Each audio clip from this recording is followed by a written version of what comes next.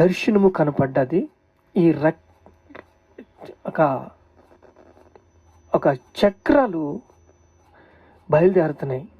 ఆ చక్ర రూపంగా మనం చూస్తున్నాం దేవుని యొక్క స్వరూపాన్ని. ఇప్పుడు దేవుని ప్రేమ మన యందు అతి విస్తారముగా ఉన్నది.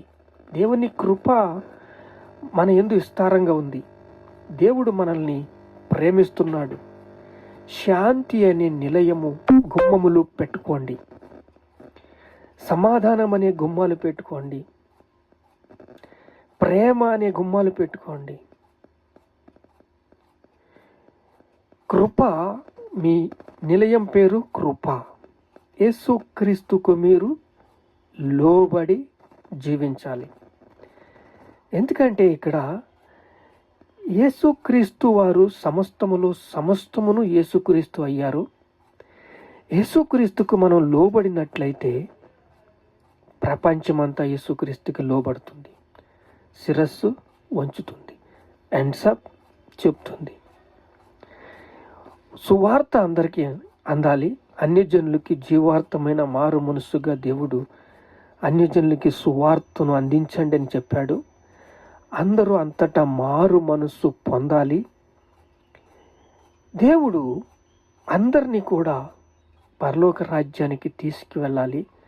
ఇంకా నా ఇల్లు నిండాలి, నా ఇల్లు ఇంకా నిండాలని అందరి కోసం. చూడండి, చెరలో ఉన్న ఆత్మల్ని చెరలో చెరగాట్టుకుపోయాడు. కానీ చెరలోకి వెళ్ళిన వాళ్ళు అందరూ కూడా ఒక మాటతో వింటారు. అడుగు భాగంలోకి వెళ్ళినోళ్ళు, అండర్ గ్రౌండ్లోకి వెళ్ళినోళ్ళు, వాళ్ళందరూ ఒక మాటతో వింటారు. కానీ ఇక్కడ విన్నవాళ్ళు గొప్పవాళ్ళు. ఎందుకంటే దేవుని దర్శనము, దేవుని కృప, దేవుని ప్రేమ, దేవుని దయ, దాన్ని గొర్రెపిల్ల స్వభావంగా, పావురము స్వభావంగా ఆయన తను తాను తగ్గించుకుని ఈ లోకానికి వచ్చి సిలువెక్కి అందరి పాపాలు మోసి ఒక ఆదాముతో అంతా కూడా మొత్తము ఇదైపోతే ఒక్క కడపటి ఆదామైన యేసుక్రీస్తుతో నీతి సత్యములు, నీతి న్యాయములు